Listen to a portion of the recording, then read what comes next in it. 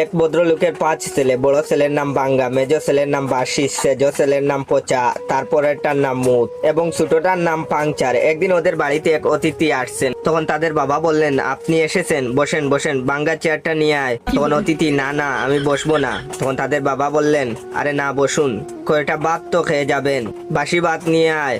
তখন অতিথি বললেন, না না জাস্ট খেয়ে এসেছি, খাবো না। তখন তাদের বাবা বললেন, কিছুই খাবেন না, তা হয় না, পচা দই নিয়ে আয়। তখন অতিথি বললেন, না না দই খেলে আমার ঠান্ডা লেগে যায়, প্লিজ আমি খাবো না। তখন তাদের বাবা বললেন, তা কি হয়, কিছু না হোক অন্তত এক গ্লাস জল তো খান। এটা বলে জুড়ে ডাক দিয়ে বললেন, ওরে মুতে জল দে তো। তখন অতিথি বললেন, আপনি থামুন মশাই। তখন তাদের বাবা বলল, ইস আপনি কিছুই খেলেন না, ভালো লাগছে না আমার। তখন অতিথি বললেন, আমি চললাম, পরে আসবো। তাদের বাবা বললেন, আপনি হেঁটে এসেছেন, আপনাকে কিন্তু আমি হেঁটে যেতে দেব না। এটা বলে বললেন, পাংচার সাইকেলটা নিয়ে আয় তো বাবা।